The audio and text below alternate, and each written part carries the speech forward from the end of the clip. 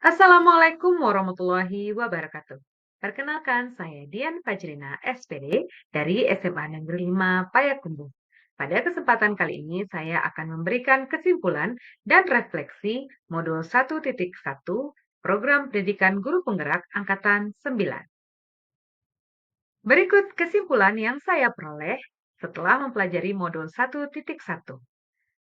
Ki Hajar Dewantara menyampaikan bahwa maksud pendidikan yaitu menuntun segala kodrat yang ada pada anak-anak agar mereka dapat mencapai keselamatan dan kebahagiaan yang setinggi-tingginya baik sebagai manusia maupun sebagai anggota masyarakat. Penting untuk diingat bahwa pendidikan itu hanya suatu tuntunan di dalam hidup tumbuhnya anak-anak kita. Artinya, bahwa hidup tumbuhnya anak itu terletak di luar kecakapan atau kehendak kita, kaum pendidik. Anak-anak itu sebagai makhluk, manusia, dan benda hidup, sehingga mereka hidup dan tumbuh menurut kodratnya sendiri. Akan tetapi, Ki Hajar Dewantara mengingatkan perlunya menguasai diri dalam pendidikan budi pekerti. Janganlah pendidik itu berputus asa karena menganggap tabiat-tabiat biologis yang tidak baik pada diri anak itu tidak dapat dilenyapkan sama sekali. Hendaklah pendidik selalu bersemangat untuk mengajarkan anak penguasaan diri yang merupakan tujuan pendidikan dan maksud keadaban.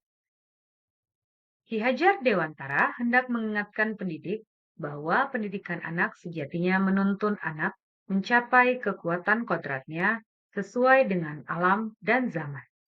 Bila melihat dari kodrat zaman, pendidikan saat ini menekankan pada kemampuan anak untuk memiliki keterampilan abad ke-21. Sedangkan dalam memaknai kodrat alam, maka didiklah anak sesuai konteks lokal, sosial, budaya di mana mereka berada. Setelah mempelajari modul 1.1, saya melakukan refleksi. Pertanyaan pemantik pertama, apa yang Anda percaya tentang murid dan pembelajaran di kelas sebelum Anda mempelajari modul 1.1?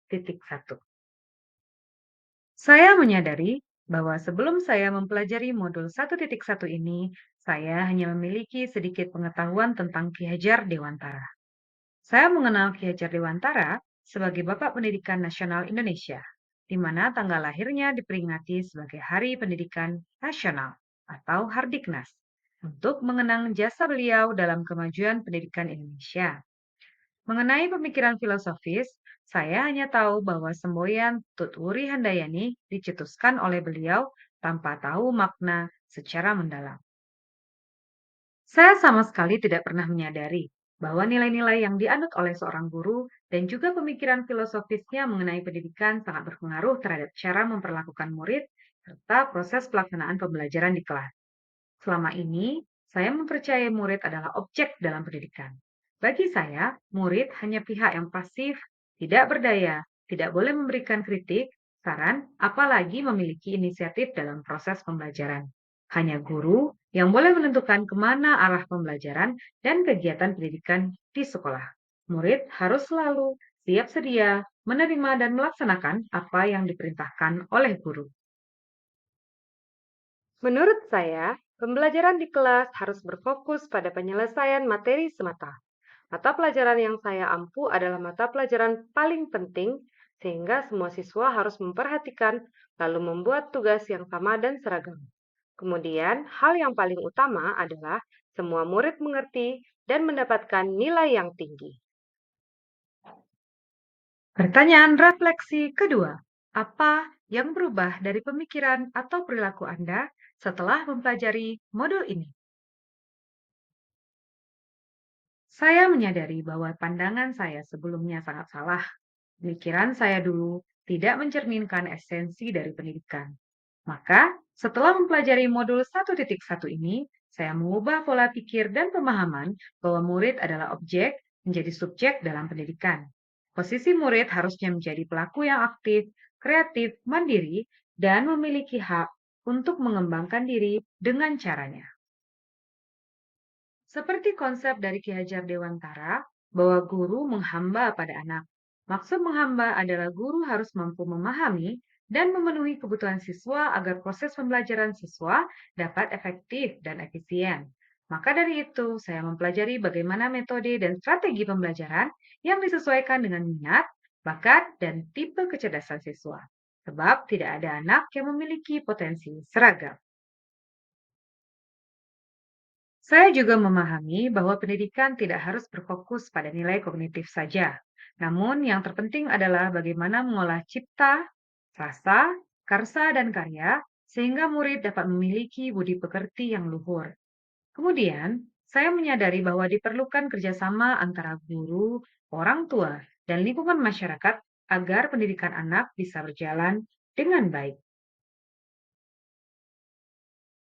Pertanyaan pemantik ketiga. Apa yang dapat segera Anda terapkan lebih baik agar kelas Anda mencerminkan pemikiran Ki Hajar Dewantara? Pemikiran Ki Hajar Dewantara mengembangkan konsep pendidikan yang memanusiakan manusia, menghormati kodrat anak, dan berpihak pada murid. Karenanya, saya dapat menerapkan metode pembelajaran yang menarik dan menyenangkan bagi murid dengan menyesuaikan minat, bakat, dan karakteristik yang ada pada masing-masing murid. Metode ini disebut pembelajaran berdiferensiasi.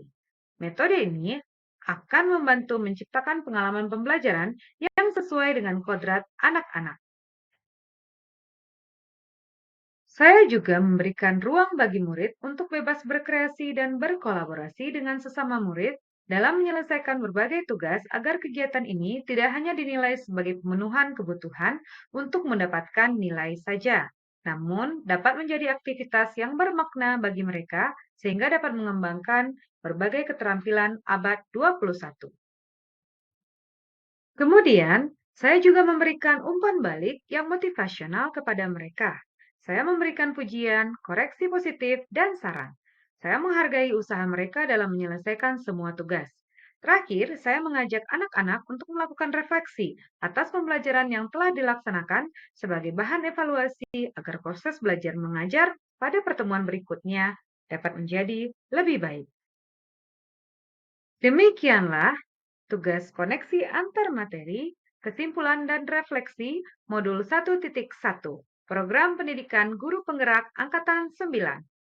Saya Dian Fajrina, SPD dari SMA Negeri 5 Payakumbuh mengucapkan terima kasih. Salam dan bahagia Ibu dan Bapak guru hebat semua.